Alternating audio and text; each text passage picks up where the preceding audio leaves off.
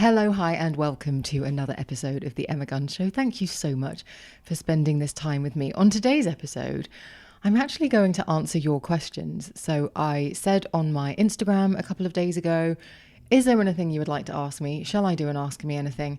And some questions came in, and I'm going to rattle through the first set that came in on this episode. So first of all, thank you if you took the time to reply to that story on Instagram. And also, if you do have something that you would like me to answer during the podcast, or if you have a subject that you would like me to elaborate on or discuss, then please do feel free to email me at office@emmaguns.com, DM me on Instagram and Twitter, where I'm at emmaguns, or comment on my Substack. Or the other thing you can do, have I already said office@emmaguns.com? Yes, I think I have. I think that's everything. I think those are all the ways. Or if you're watching on YouTube, please do comment underneath this video. So let me just zoom out a little bit. That was a little bit too zoomed in. So I'm going to start with a question that, funnily enough, coincided with something that allows me to answer it. So the question is literally, what is your favourite lipstick ever? And this question is a difficult one for any woman to answer, but I think a woman who has been a beauty editor for 25 years, who has accumulated a lot of lipsticks, who favours a particular type of texture, who likes a particular type of finish, but has also seen lots of different textures and finishes, and like the ones that you press your lips together and they turn glittery. There are so many innovations that have happened in lipstick, believe it or not. Not just that the colour payoff is stronger or the moisturising factors are better over a longer period of time. But really, I think when it comes to a favourite lipstick, it comes down to what it does to you as an individual, how it makes you look. If it's a colour that you think flatters everything else. And funnily enough, the incident that coincided with me posting that Ask Me Anything was that I had a massive clear out. I was a friend of mine was coming over, and I said, I've got quite a lot of stuff in the beauty cupboards at the moment. And when there's a lot of stuff in the beauty drawers, which if you're watching on YouTube, they are literally right here. If you can hear that, that's one of the drawers opening. When they get too full, I know, first world problems, but when they get too full, it becomes a little bit chaotic. And then when I look at it, I don't have a clear picture of, I need to do that, I want to test that. It all becomes a little bit messy. So every now and again, I have a fit of pique and I have a major clear out. And if I'm not going to feature something, or if I've already featured it, I will dispatch it to either a charity or a friend or friends or family, that sort of thing. So my friend was coming over and I said, okay, I'm going to have a clear out. I was also feeling, truth be told, I was feeling sort of a little bit, when you feel a little bit stuck. And actually, I think when you feel a little bit creatively meh, or you just feel a little bit listless, sometimes a good clear out, whether it's makeup, whether it's Tupperware, whether it's your wardrobe, can work absolute wonders. And it certainly did. I felt absolutely fantastic after it. And I love the fact that all of my drawers are now organised and there's nothing that's sort of crammed in. And there's nothing that I don't have to sort of shut the drawer with force in order to actually fit everything in, which I'm sure we can all relate to. But I had, within all of the things that got cleared out, it also extended into some underbed storage. And in that underbed storage, I had these containers containing lipsticks and other makeup, but in the main lipsticks that I had never wanted to part with. Some of them I hadn't even tried. Like, we're talking like limited edition Tom Ford, like beautiful shades. I remember when Charlotte Tilbury launched her Hot Lips collection, I received a pristine set, and then there was also another set that came along. So there's a set that was entirely unused. Same with the Pat McGrath lipsticks. I remember receiving a load of those. If you remember the ones that had the gold glittery outside, and they all had that kind of glittery finish, not more sort of shimmery than glittery, but anyway, it was a very, very, very pretty formula. And all of the lipsticks within that were things that obviously meant a lot to me, that I didn't want to get caught up in the other things that would get thrown out. And a few of the lipsticks of note, I have two pristine tubes of Ruby Woo and Lady Danger by MAC. They're the perfect blue red and the perfect orange red. And I also had ones that I'd bought, actually. Sam and Nick Chapman did a collaboration with MAC, and they each formulated their own lipstick colour. And I have ones that I bought that are still in the boxes, and I have ones that I was sent that I have used and love. Nick's was this like very beautiful wearable nudie pink, and Sam's was this almost sort of red cerise, sort of intense pinky red. It undersells it. It's very beautiful. But what I'm wearing now, if you're watching the YouTube video, is another collaboration by a friend of mine. Alessandra Steiner did a collaboration with MAC, And her lipstick was simply called Alessandra. And again, very beautiful, very pinky, almost a little bit in the same sort of colour house, if you like, as Boy by Chanel. And I remember when Alex made it, and it was very much about trying to formulate a lipstick colour that looked like the colour of her lips. And I found it in this box that had obviously been kept for best, but it meant that it hadn't been within reach for a long time. And I thought, oh, eureka! And I have been wearing it. I'm going to get a little bit closer on YouTube. I have been wearing it every day since, with just the mauve lip liner from Jones Road. And it's one of those things where I think, why did I ever stop? Now, with all of that said, this is not my favourite lipstick ever. It is just one of my favourite lipstick evers, my favourite lipsticks ever, because I think with these things, it's completely changeable. Right now, I'm very much in this kind of pinky nude mood. And it could be that in 2 weeks' time, I'm feeling something intense like Lady Danger or Ruby Woo or Sam Chapman's collaboration with MAC. Not all MAC, to be honest, or a really intense, like I used to love wearing Hell's Bells by Charlotte Tilbury. Quite a little bit of upkeep with that one, but really beautiful. So at the moment, this is what I am in the mood for, and it is Alessandra by MAC. I don't think you can get it anymore, but I will try to find something resembling it. And actually, I think I might be seeing Alex this evening, bizarrely. So I might actually ask her if she knows of a dupe or if she knows if it's ever going to go back into production. Because as far as I understand, it is no longer in production. But right now, pinky nude, that's what I'm feeling. Alessandra by MAC. More questions. So I've had lots of questions, which is really nice. But I'm going to sort of put them all into one about the recipes I've been posting. So a couple of months ago, I said that I wanted to try a few new things with my content on Instagram specifically, and that I wanted to do things like cooking because I love cooking.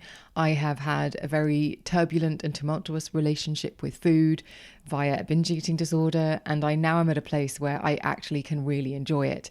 And part of that enjoyment comes from preparing food, making something delicious and hearty and wonderful and tasty that is satisfying. That's what it all comes down to, is if I'm not satisfied by it, then we could get into some dangerous territory in terms of BED. But I really strive to find these recipes that are fun to make, also really quick to make, but are incredibly nourishing. And so I've had one of the questions saying, please could you publish some more recipes? Do you have any particular rules? Oh, sorry, I couldn't read that. Do you have any particular rules that you follow when it comes to the recipes that you choose? And the answer is absolutely not. There are no rules to the recipes. It's just kind of, is there a component part that I like? Do I fancy making a tweak? Because I do consider myself to be something of a cavalier cook.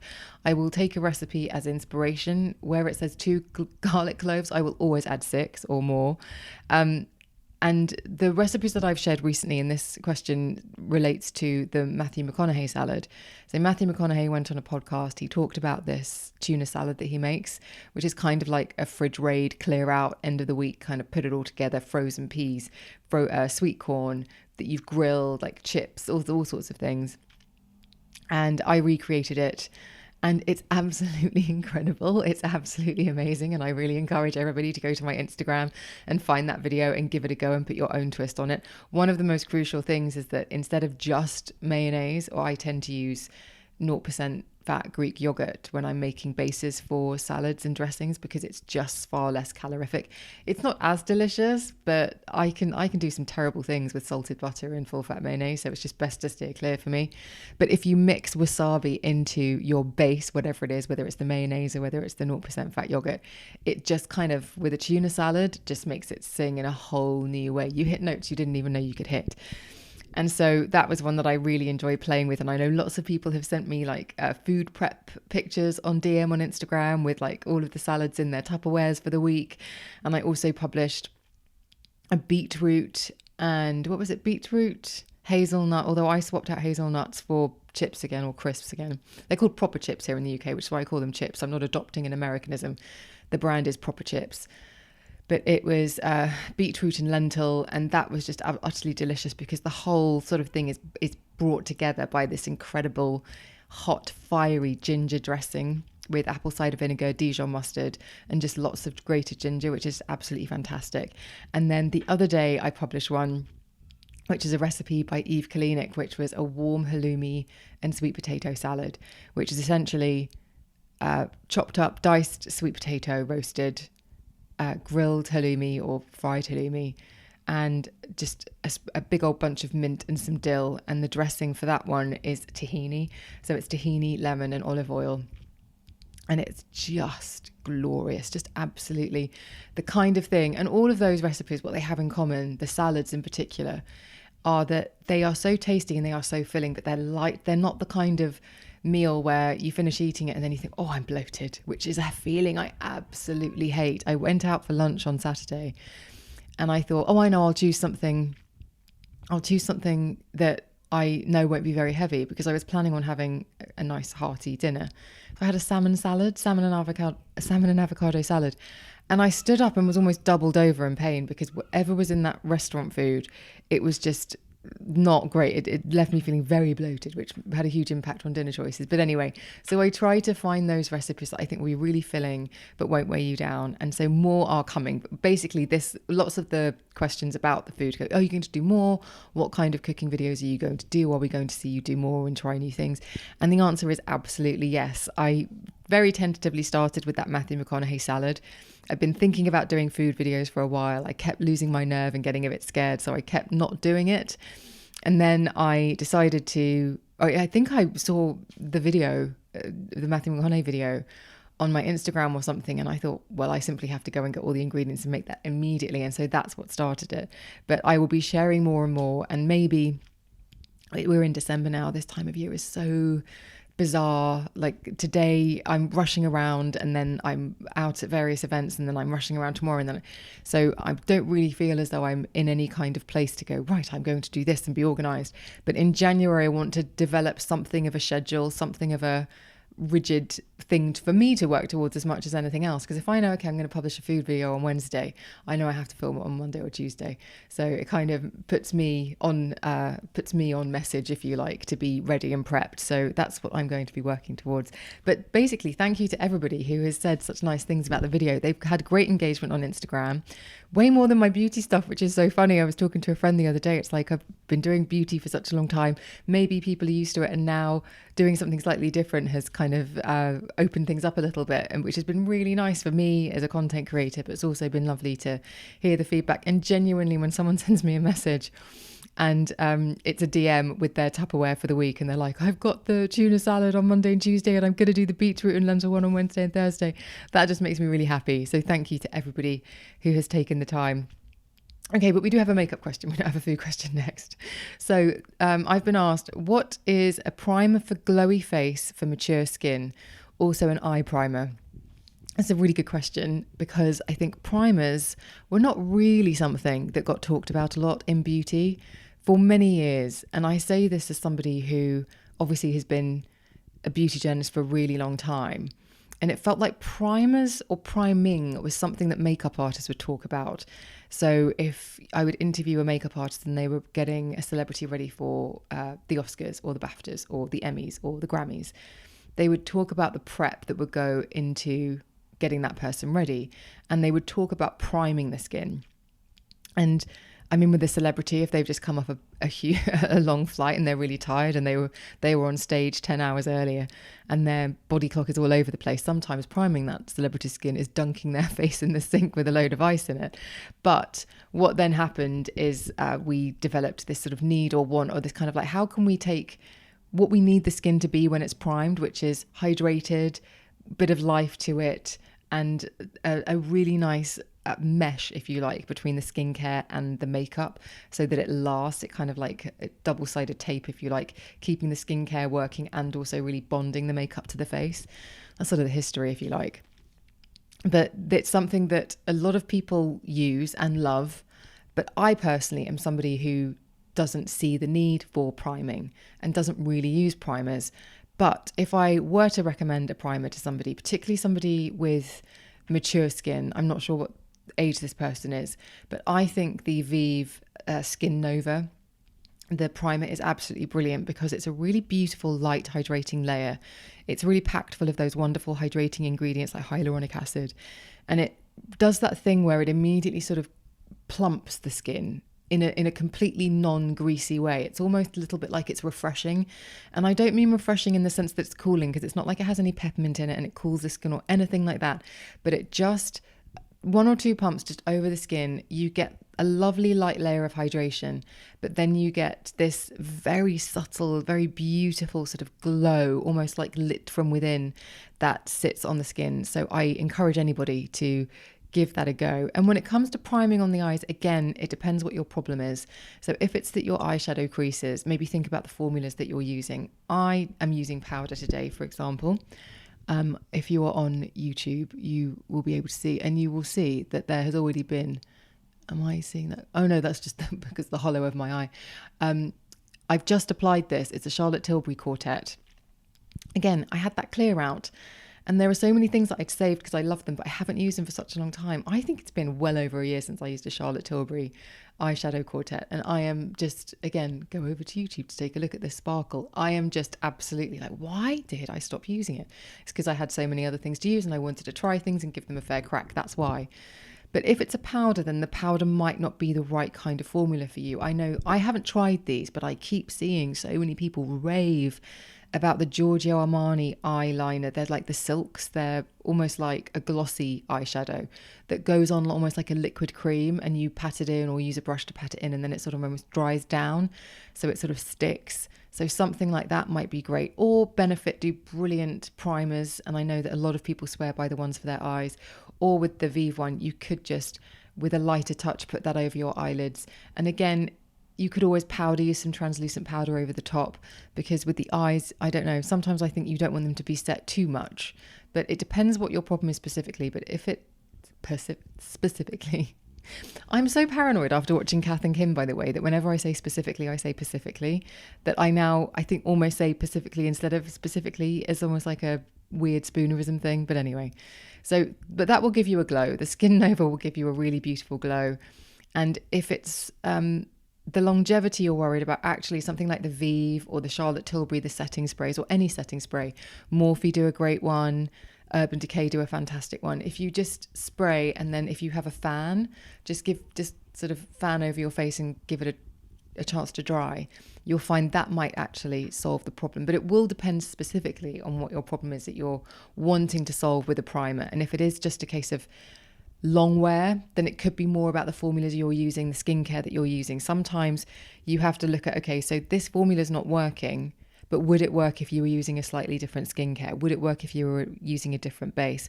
Would it work if you were using a different form of application? It's that kind of thinking, as opposed to just, okay, I just need to add a primer into the mix.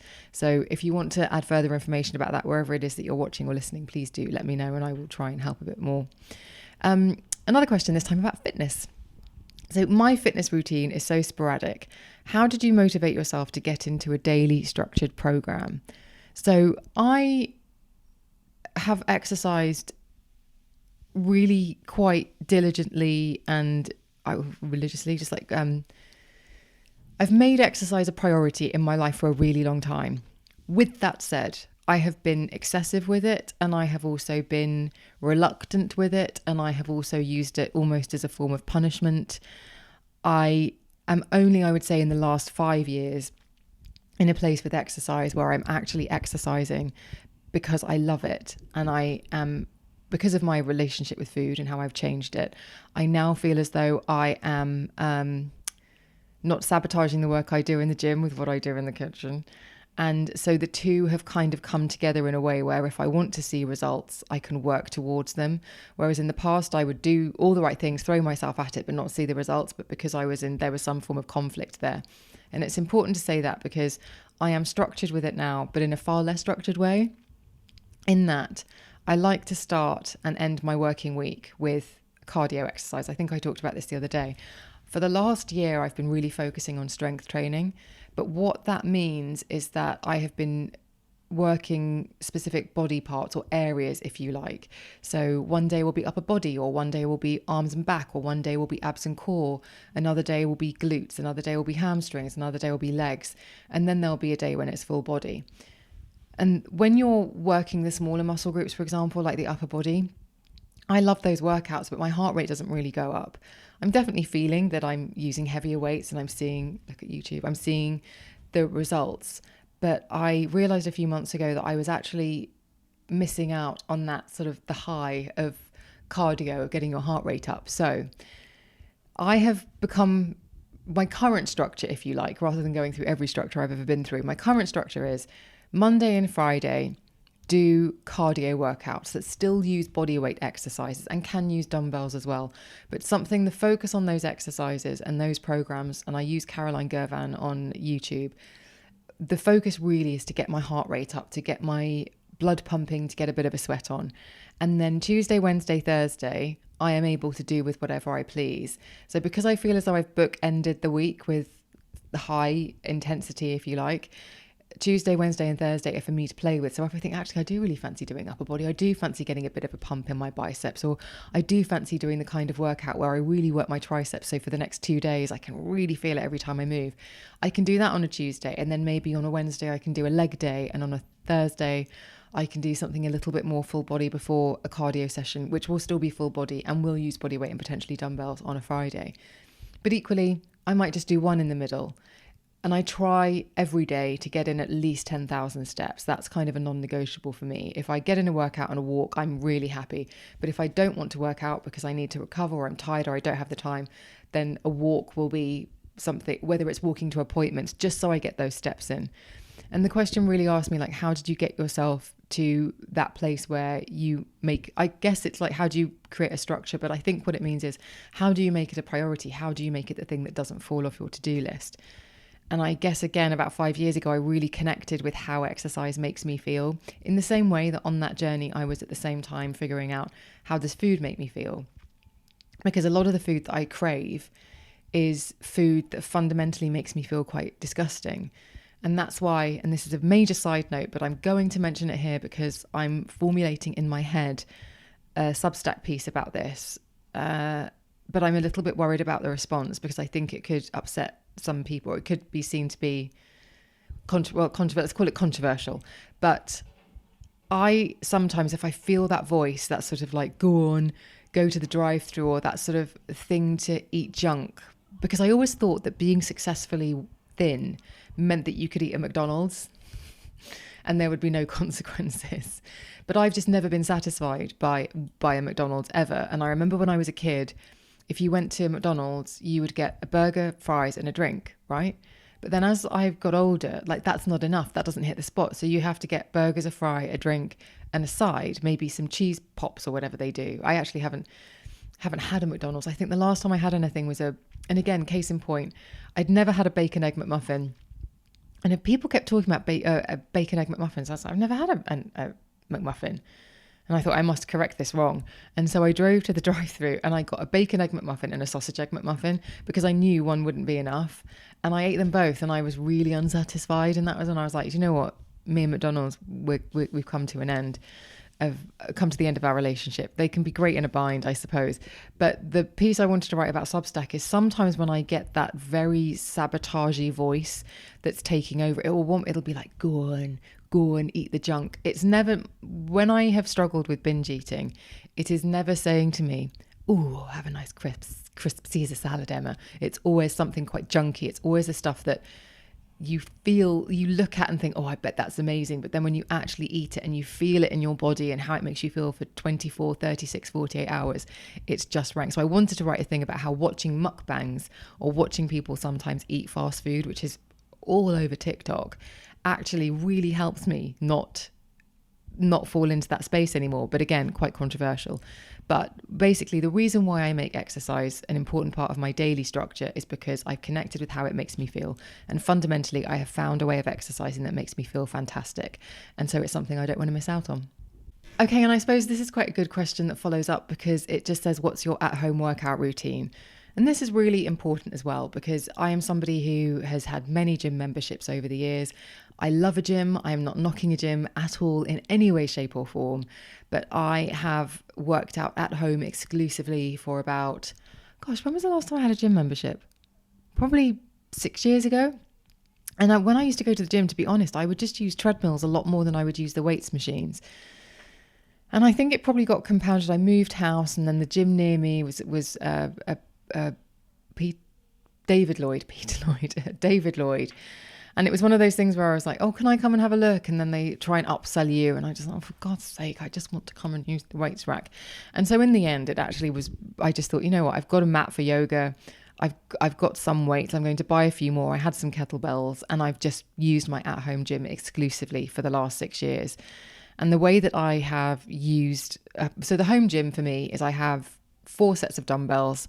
One is kind of pointless because it's basically, I think it's 2-pound weights, but I use them to do skipping. So instead of having a skipping rope, when I'm skipping, I use the weights as like a rope-less skipping rope. And that's kind of good for the heart rate and everything. And then I have some 10 kilograms, some 5 kilograms, and some 3 kilograms. And in the main, I use the 10s and the 5s. I really could do with a 7.5 or an 8, but, you know, the living room is already looking like a gym. So let's just cut that there.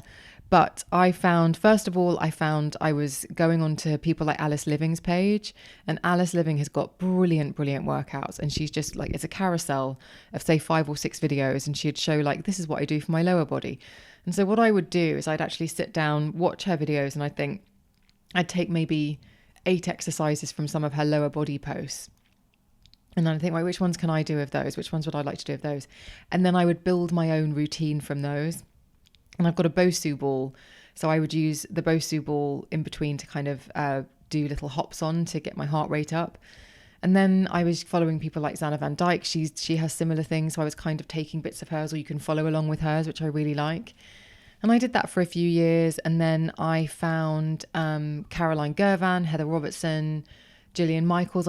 When Gillian Michaels came on the podcast, she very kindly gifted me a subscription to her app. And I used that for about a year. And it was actually that app that made me, when I was reconsidering the kind of exercise that I do a few months ago, I was like, I actually used to really love doing Gillian Michaels workouts, and they get your heart rate up.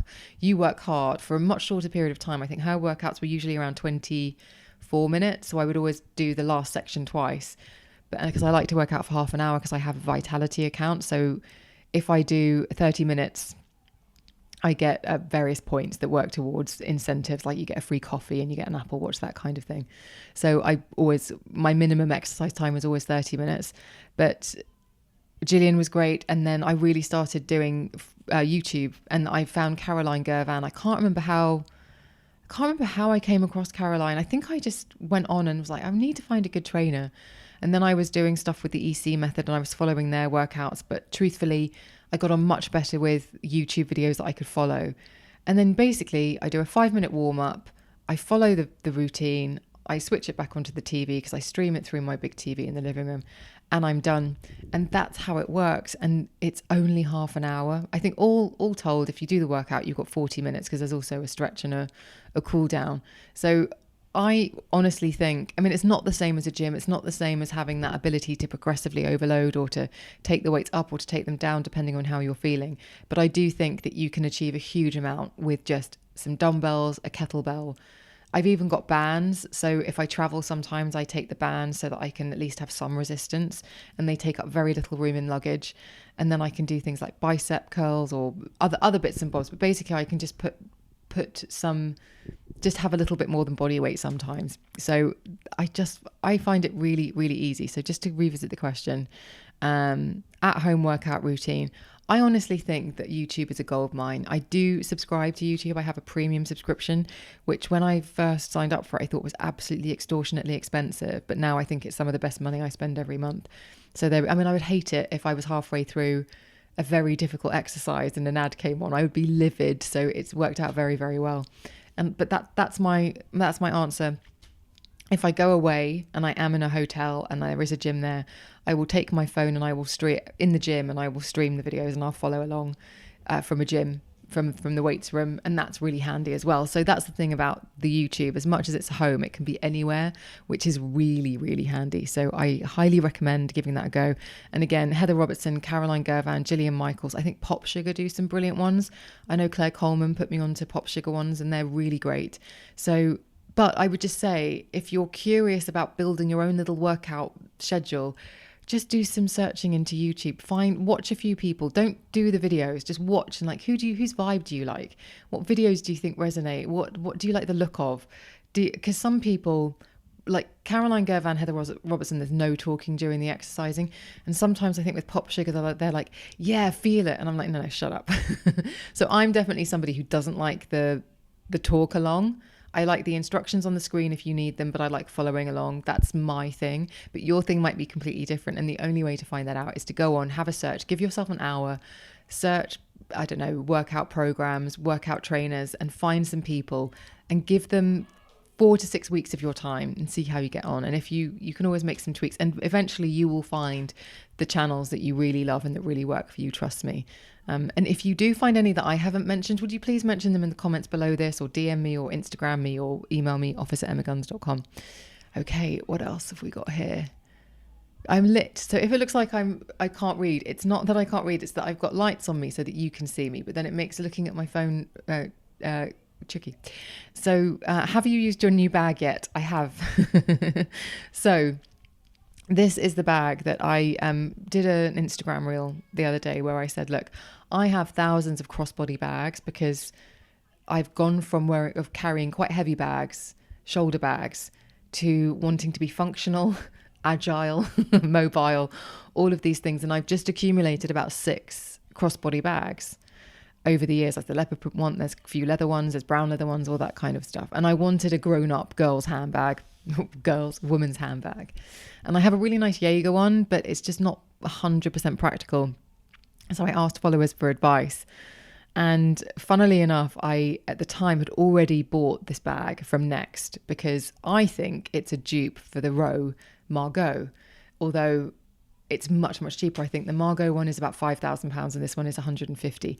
And by dupe, I mean, it's not an identical one. It's just, it's in the same neighborhood.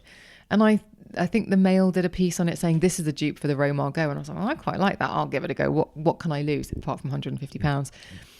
And I bought it, and it is so impractical because it doesn't really fit over the shoulder. So it's a bag that you'll have to carry by the top handle. And because it's quite a big bag, it's the kind of bag that you could fill up and get quite heavy. So I actually have been experimenting with it, and I have been experimenting with it by not putting much in it. So the first time I used it, I was driving to see family. And so it was brilliant because I shoved everything that I normally have in my crossbody bags in there. So there was barely anything in there. And by the time I got to my family home, my brother had given me a hardback book. I'd put something else in, and there was a laptop in there. So it was very heavy. And I thought, okay, this is why this bag doesn't work for me, because I will just fill it up. But then this weekend I took it to Oxford. I went to Oxford for the day, and I did some walking around the city, which I'd never been to before, which is really beautiful. And I didn't have much in it at all. And I was wearing I was wearing like a Barbour waterproof jacket, and it fit over my shoulder perfectly. So it was absolutely fantastic. So even though I didn't think it would be particularly practical, it's already proven to be a really good bag. It's brilliant if you're traveling. It's a brilliant bag on the passenger seat if you drive. It's absolutely flipping amazing. And it's the kind of thing you can shove things in. And if you're not walking far with it, it doesn't matter really how heavy it gets. But it also proved that it's great over the shoulder and it's quite practical. Like by the end of the day, I think we bought a few bits at a market and we put some things in. It was like, actually, it's not weighed down and it still fits over my shoulder. It's fantastic. So if you're asking because you're tempted to get that bag from Next, then I'd go for it. I think it's a really nice, stylish bag. And I think it's the kind of thing that you can use day to day, but it's also quite good for holidays or travel. Or if you were going to a hotel for a night, you had a small case, it's the kind of one that you prop on the top. I really like it. I really, really like it. I would grab it, but it's too far out of shot. And I'd have to disconnect myself from my microphone. But if you go to my Instagram, you'll be able to see it on my reels. What do we have next?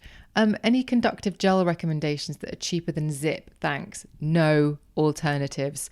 So the Zip is one of these microcurrent devices, much like, what was the one that I was using a little while ago? NuFace.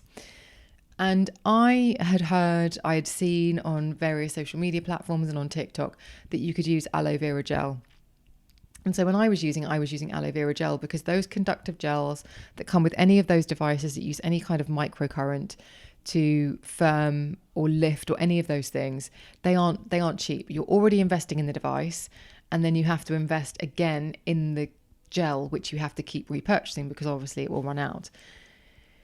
And so this whole thing of like, you can use aloe vera was amazing. And then I spoke to a few people who said, actually, you're just not getting the benefits. Like, it will conduct a bit, but it's like trying to get the least out of the machine possible. So even though I know it's an investment, but I know it's annoying, I unfortunately have to say to you that I don't think there are shortcuts when it comes to these sorts of things. If you have invested, excuse me, in the Zip or the New Face or any kind of device like that, and it requires a conductive gel, buy the gel that they formulated for it, because using something cheap or thinking that you're using something that's an alternative, that it's actually meaning that you're getting less out of the product that you've bought and spent your money on, which is not what you want, and it's not what I want for you. So that it's a very short answer, but that's my best advice. Right, what else do we have going on here? Okay. I did screen grabs. Right, might you extend the pod vid and current vid increase to a YouTube vlog? Well, funny that you ask. I have, as you know, and I had a lovely message, which I still haven't got back to on Instagram because it was a voice note and I've lost it. A lovely message from somebody saying, I know you had a wobble with your content earlier this year, but just to let you know, I really like what you're doing. And thank you, because a few people have sent messages along those lines. And I really appreciate it. And one of the things that I've done is taken a massive step away from interviewing people on the podcast, which is actually a really big deal for me, because I would say that professionally, I've spent more of my life interviewing people, my professional life interviewing people, than I have doing anything else. And I love doing interviews, but it got to the point where, particularly with podcasting, if you go back and listen to some of the early interviews that I did, when podcasting was still quite, I don't know, under the radar is the wrong expression, but you know what I mean? It was before it had been embraced in the way that it has been embraced now. I had conversations with people that I am so proud of. They were conversations that I hadn't heard anywhere else. They were guests that I hadn't really heard anywhere else. And I think that there were guests who came on and gave just the most incredible content, the most incredible things for listeners to walk away with. And I know it sounds quite cynical, but as the podcast landscape has become so much more mainstream, people just come on and they just rattle off a spiel. And I know I've said this to you before, but I have I've interviewed people and then sort of come away and felt a bit flat afterwards and thought, well, I mean, it was an interview, but I don't know, it just didn't feel great. And then I've listened to them on another podcast that they did that same week, and it's pretty much word for word. And you just sort of realize, if the whole point is to give somebody somewhere something really interesting to listen to, that's not the job I'm doing anymore. If I'm just letting somebody rattle off a pre-rehearsed, or rehearsed is pre, a rehearsed sort of almost like speech or TED talk. So that's why I've moved away from it. It's a big deal. And the reason why I reference that is because as I have recalibrated and figured out, okay, what am I putting out next? Things like the cooking content. I actually did think about, and you may have noticed on Instagram a little bit, there's been a little bit more of me. I'm a journalist by trade. I trained as one. And so it's always about the story that you're telling, not about your story, if you like. And even with the content around my weight or weight loss or binge eating or any of those things, I've tried to always editorialize it by bringing other people's perspective into it. And now it's a little bit more like, well, where am I going to go with this? How much am I going to share? And it's really nice because, for example, again, I've said this a minute ago, but I've started sort of bullet points, especially as like, this is my opinion on this week. And it's been so nice to get the feedback from people to say, I really like it. I actually really like tuning in and hearing what you think of this or that or the other. And so in answer to the question that says, might you extend the pod vid and current vid to a vlog? The thing that is, I've considered it. I am considering it. I would quite like to do it. But I am also not necessarily somebody who wants to walk into a room with a camera up all the time and capture I know there's a very specific way to YouTube, and there are people who do it very, very well. And it's so far removed from my normal sort of way of producing content that I would, it's a bit more of a leap for me. And also it's just kind of like, I'm used to taking pictures of things, not holding the camera on myself. I mean, obviously, if you're watching this on YouTube, the camera's on a tripod and it's filming me. But it's something that I've considered, and it's something that I quite like to do. And also, just being very honest with you all about this, it's also the kind of thing that is brands like, it gets more engagement if you're sharing a bit more of yourself. So for me, it's about how do I do that in a way where I don't feel like I'm just boring people with the stuff that they don't need to know about. So yes, if you have any ideas. So for example, if you're listening to that thinking, yeah, I'd quite like to watch a vlog, or maybe you don't know what a vlog is, it's just a video diary. So it'd be like, oh, I woke up this morning and I'm going to do my makeup. And as I do my makeup, I'll talk to you. And I'm going into London now. I mean, also never going to get my phone out in London and start filming because it's the phone theft capital of the world. And the last time I was up there, I saw how easy it was to get a phone off somebody that I just thought, well, I shan't vlog. And in fact, I watch Victoria McGrath's vlog a lot. And when she's in London and she's vlogging, for that, I love her vlogs. I think she's one of the best. But for the portion of the vlog where she's in London and she's vlogging and she's outside like Burberry or Dyson or something, my butt is clenched so tightly because I'm like, please don't let her phone get stolen. Please don't let her vlogging camera get stolen. Please don't, please don't, please don't. I really hope she's got security with her because it just really worries me. Anyway, I won't do that, but I will do a little bit more. But if you have any ideas or if there's anything you would like to see, I mean, for example, when I say I've shown a bit more, like I'm now saying, this is the workout I've just done and here I am sweating buckets. Here's the link if you want to view it. For me, that's sort of opening up a bit more. It might not seem like it, but it's like, okay, I mean, I do this anyway, but now I'm creating video content and sharing it. Does anyone care? So let me know. And if you want more of that sort of thing, then I can obviously film that and bring that to you. Okay, what are we doing time-wise? Let's do one more. Okay. The reason I'm making that okay noise is because I know that sometimes weight and calories and things can get a bit but someone's asked, did you count calories to lose weight? And I get this a lot. So even though I know that for some people they find this a little bit boring or repetitive, let's just get it out of the way because for a lot of people it's relevant or they are curious. So did I count calories to lose weight? Yes, I did.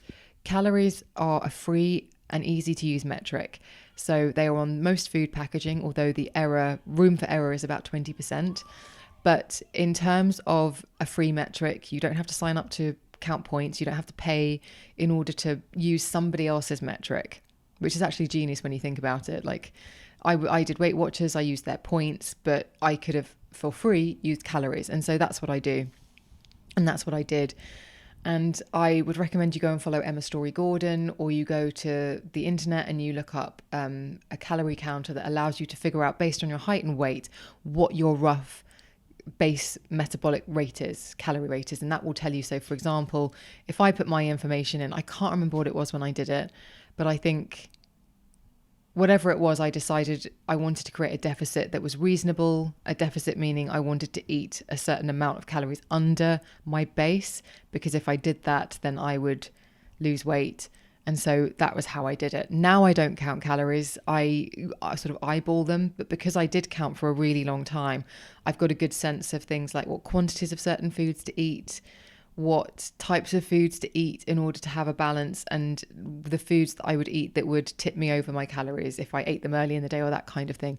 So the short answer is yes, I did count calories. I don't understand why they are demonized, but that's because my personal experience has been that they've been really positive. Obviously for other people they've been really negative, and I don't want to diminish that at all. But for me they were really positive. I reframed them. It's a free metric. I can count them quite easily. I can use something like MyFitnessPal. I can scan a barcode. I can put it all in. I can figure it all out, and it doesn't cost me a penny. And I don't have to go and get on a scale and show somebody that I've been following their regime or whatever. So I found them to be incredibly useful. With all of that said, I know that for some people they're not. But for me, they were great. And now I eyeball it. They really helped me get a sense of what I should be eating in terms of quantities, especially. And then I've really focused on macros. That was after doing the EC method, really, and also having Dr. Gabrielle Lyon on the podcast. So I really focused on protein. And give you an example today, I'm going to a Christmas party later. That's why I'm a bit zhuzhed up if you're watching me on YouTube. And I have made sure I've had 50 grams of protein already today. And I've tried to do that for the smallest amount of calories possible. So I think I've done 50 grams of protein in about, 380 calories or something, which is quite good. 380, 400 calories. I'm full, But I'm also really looking forward to eating a Christmas dinner later. But I know that I've done the groundwork of just kind of getting my protein in, which is really important. So that's really helped. But if you want more, if you want expert advice on that, I definitely go and follow Emma Story Gordon and the EC method, because I think that could be absolutely fantastic if that's the kind of thing that you struggle with. I'm very mindful of your time. I know lots of people are doing Vlogmas and they're doing vlogs every day, but let's just stick to our schedule of Monday and Thursday. But thank you again to everybody who posted those questions. And thank you if you have been in touch recently. I'm getting back to all of your messages, but you've been absolutely brilliant with your feedback. You've been so helpful with your responses and so thoughtful, which I know that you're a clever bunch. I know that you're all really bright and you know what you're talking about. But when you get in touch with me and you share your thoughts and feelings with me, it means such a lot. So thank you so, so much. Please don't hesitate to do the same under this video on YouTube. Let's get the algorithm getting it out to more people. So comment below, like, share, all of that kind of stuff. And if you're listening on Spotify, you can comment there. But you can also DM me on Instagram, where I'm at Emma Guns, and you can email me at office@emmaguns.com too. And I would love to hear from you. But I hope that you have found that Ask Me Anything interesting. I really enjoyed answering all of those questions. So thank you to everybody who got in touch. And I will see you on the next one.